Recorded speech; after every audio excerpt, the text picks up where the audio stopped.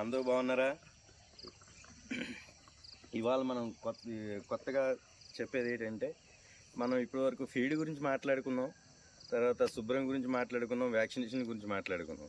ఇప్పుడు మాన్యువల్గా పశుగ్రాహంలో గొర్రెలకి మేకలకి ఇష్టపడి తినే కొన్ని ఆహార పదార్థాల గురించి మీకు చూపిస్తాను. కదా మీరు దీన్నే ఎడ్యులేషన్ అంటాం. ఇది చాలా అరుదైంది అని కూడా చెప్పుకోవచ్చు. ఇది చూడండి, దీని ఎత్తు ఇంచుమించు ఇంత 6 ఫీట్ హైట్ వరకు కూడా ఇది ఎదుగుతుంది.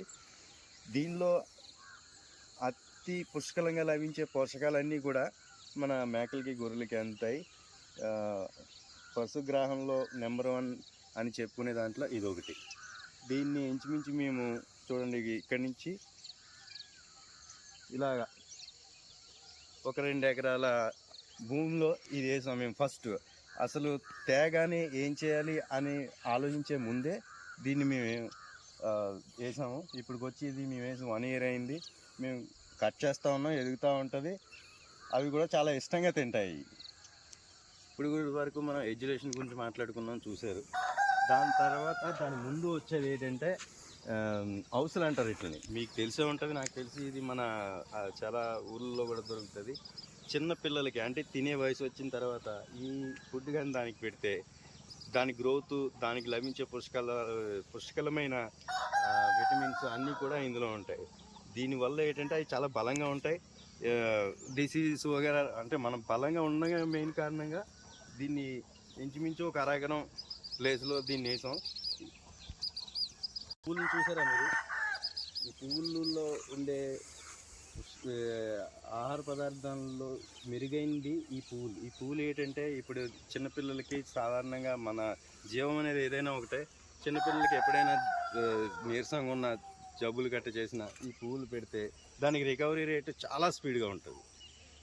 దాన్ని మెయిన్ ఈ పువ్వులు.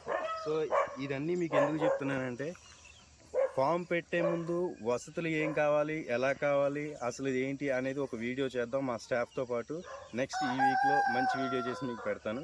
ఇప్పటివరకు పెట్టిన వీడియోల్లో మీకు మంచి విషయం అనేది తెలిసిందని నేను అనుకుంటున్నాను. నెక్స్ట్ చూడండి, ఇక్కడి నుంచి వ్యూ చూడండి. మాది ఇది మా ఫామ్ షెడ్. ఇది దూరం నుంచి చూస్తే మీకు అర్థమవుతుంది షెడ్ మేము ఎలా ప్లాన్ చేసాం ఏంటి అనేది. మినిమం 400 జీవాలు ఇందులో మేము తిరిగి లేకుండా ఉంచుతాం ఎప్పుడు. అది ఇంకొకటి, మనం ఫామ్ పెట్టేసామంటే దాని గురించి కదా, దానికి వసతుల్లో మెయిన్ ఉండడానికి ఫస్ట్ రూమ్, ఫీడ్ రూమ్. అది మనం టీఎంఆర్ ఇలాంటివి ఏం తెచ్చినా కానీ అది యూజ్ చేయడానికి. నెక్స్ట్ ఇది స్టాఫ్ రూమ్.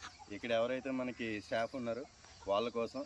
ఆ నెక్స్ట్ రూము మాది, అంటే మేము ఓనర్స్ ఎప్పుడైనా వచ్చినప్పుడు ఉండడానికి వీలయ్యేట్టుగా ఒక చిన్న అలాంటిది మనం ప్రతి చోట ప్లాన్ చేసుకోవాలి. దాని గురించి మళ్ళీ నెక్స్ట్ వీడియోలో చెప్తాను. Thank you for watching.